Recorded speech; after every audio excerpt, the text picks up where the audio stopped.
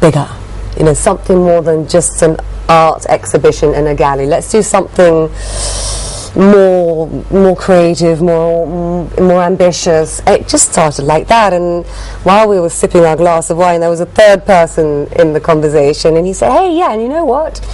I've just taken over this fantastic property in the middle of Colombo. Come and have a look at it." And it was basically a muse with warehouses that were being used for parking cars. And that was it. And I looked at these spaces, and Jagat looked at these spaces, and we said, absolutely, let's do something. So we had to convince the owner to rehouse the cars for the period of the Biennale, and we approached several other curators, and each curator took a warehouse and brought in artists. And then Jagat said, well, now look what we're doing. It looks like an art Biennale. So I said, fine, let's call it an art Biennale. Let's do it. Let's not stop. Let's aim high, see what happens. And that's how it all kind of got rolling, really. And it wasn't really intended in that way, but it's now become, so interesting, so inspirational as well for a lot of people watching right now. All right, quick question, Gan. Tell me, like, you're an architect again, just mentioning that. I just like saying that you're an architect. No, but like, how did you know that you wanted to get into art? Was it always in your blood saying, yo, maybe you should like... Actually, I studied at art college. Oh, right. I did my architecture at art college in London, and I was interested in art. You know, if you look at my architecture work, it is very art-oriented kind of thing. Do you have like one specific type of art that you were interested in, like for example, fine art or human figure or landscaping? I think because the art is a very, very difficult subject to say, kind of almost define kind of thing. I think mainly modern art, almost like abstract art kind of thing, almost questioning what art is kind of thing. You know, even architecture can be art. How can you make it? You know, so. Yeah, I mean, I can sort of draw. I can draw. I mean, you know, I can paint. Yeah. You know, so but I want to push it to the next step. Right. You know, so and I think that doing an architecture degree helps kind of thing, because you have to show your clients what your vision is kind of thing. Right. You know, and there are new technologies available kind of thing, 3D software kind of thing. You know, can you show the client what's it feel like, what's it smell like? So that's the next step kind of thing. Right. You know, rather than just showing a boring printout of your drawing. Right. Yeah. Okay. That makes so much sense. Yeah. Amazing stuff. Now, Anushka, coming to you. I know this is a question you've probably been asked a dozen times before. I'm going to ask you. Okay. Let the cheesiness begin. On behalf of our viewers, why Sri Lanka?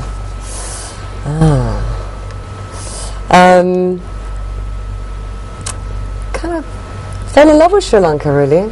Came to Sri Lanka on holiday When was that? in 2000, and had a really good, strong connection with the place. Totally unexpected. Came back the following year, and still pretty good. Awesome. And then the third year, I thought, why not? You know, why not? I mean, I was born in London, grew up in London, always wanted to try living somewhere completely different. Not moving to another European city, but trying, go and also, weather. So I was in the jungle at the time, teaching yoga. Wow. As one does, and that I climbed up a rock and called my husband and said, "Come on, let's move to Sri Lanka." And he said, "Okay." Wow. And the just rest like that. Just like that. He just dropped everything and said, "Oh, my wife wants to move to Sri Lanka. Let's just Okay, honey, let's go." That's amazing. So yeah. That should just be like a tourism pitch, like for advertisers to come visit Sri Lanka. You'll never want to leave. Yeah. And of course, I mean, when you were here, it was a time when the ethnic conflict was taking place as well. We arrived in during the peace treaty, actually. In that in-between period, And which is why I'm thinking your first theme was on peace, right? Imagining peace. How could you tell us a little bit about how that theme came about? That was actually Jagat's idea, and the theme imagining peace is very different to peace alone. I think a completely different connotation, and it has very different, and there are many different interpretations as well. From a personal point of view, I felt it was a strong theme because of such a long period of conflict, that it would be an interesting exercise for the artist to imagine what could peace possibly look like. I see. Just imagine. And I think in most cases it was something really quite unimaginable. And a lot of the works were still very, very charged with what was going on and what they were going through. So that in itself was quite an interesting comment. But I think what the first Biennale Imagining a Piece produced was something really interesting. It was perhaps the first time that so many different artists from different backgrounds and different schools of thought all came together under one roof and one theme and hung out together and worked together, and that in itself was, I think, a massive sign. That would have definitely been great. Well, on that note, we need to go in for a short commercial break. Jason is going to be saying bye-bye to you because we're going to bring in a few more guests from the Art Biennale into the studio, and we'll be saying thank you to Gihan. Thank you for being with us. Gihan's going to be saying bye to you as well. Thank you. But Anushka is going to stay with me on the set. Lucky you. Jason's leaving. No, Jason. We'll talk about this later. No, Jason. All right, so don't go away. We'll be right back after this short commercial break.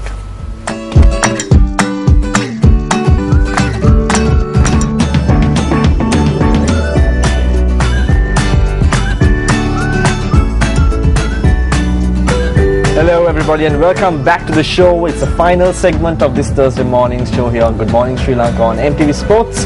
I'm Wissam, and if you just tuned in, we're talking to the founder of the Colombo Art Biennale, which is going to happen very, very soon.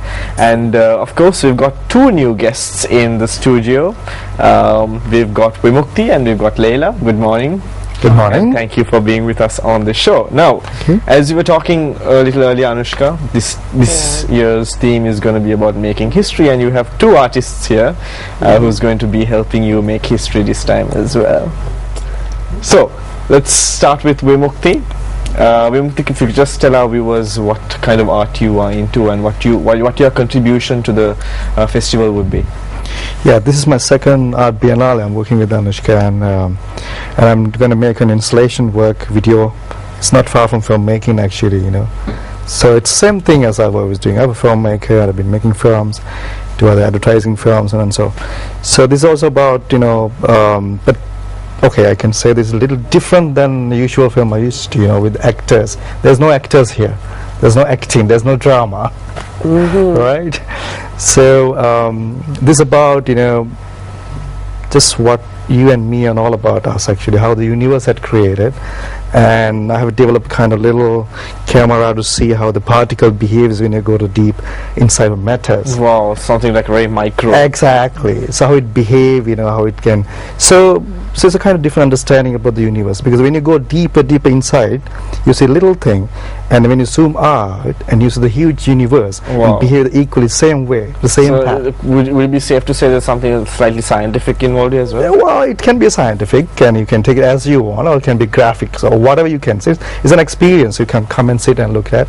It's about 30 minutes long, and just going into it and knowing something. Wow, great, superb. And Leila, how about you? Oh, well, I started off as an enamelist and an experimental enamelist. So, like I said, it's copper and melted glass on copper. But for the Biennale, I'm doing something completely different. I'm exploring new medium.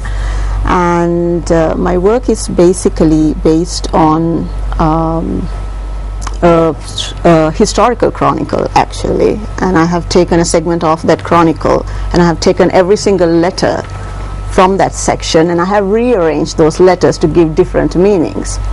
So I kind of work on the premise that most history is guessing and the rest is prejudice. And it depends on I don't think history is sort of free of choices, free of personal biases, free of prejudice. So that is the basis of my work. and it is an installation, so it's called the silverfish, and the silverfish is a pest that attack matter.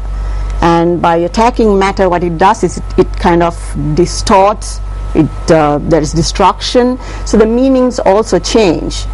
I think history is basically, it all depends on the viewer and the person who writes it. You know, it's a very personal thing. So my contribution to making history is that. Well, what made you come up with this? What inspired you? Well, I've always had affinity with books. I actually have a second-hand bookshop out of my garage. Wow! Wow!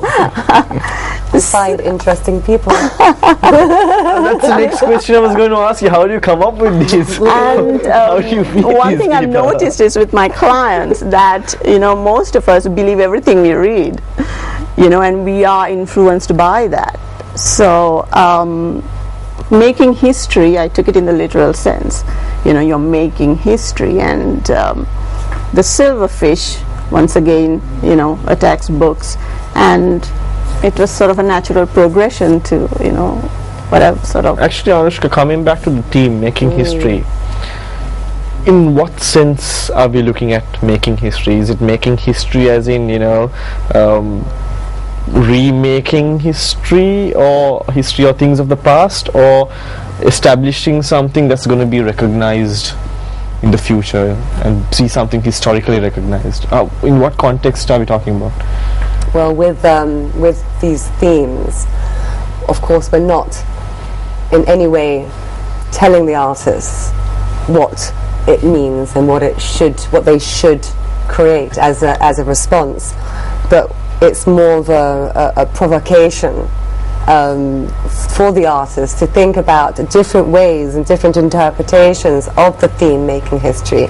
And as you touched, it can be interpreted in all those ways that you questioned. Different artists will approach those and other responses to the theme.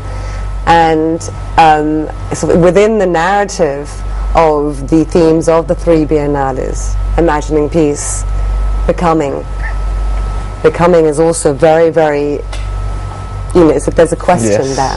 What are we becoming? Having perhaps imagined peace or not been able to imagine peace, what are we now becoming?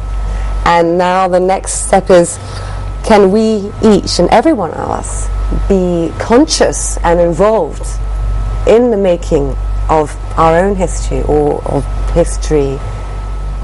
What can we do? How can we be, from a personal point of view, if I was an artist participating in the Biennale, I would be looking at it from the point of view of us being pulled along by life, not really living life in a conscious way, but following fads or expectations. And so perhaps I would look at this question of, what can I do to actually be conscious in the making of my life? Because life can just fly by, and then then nothing, you know, nothing changes.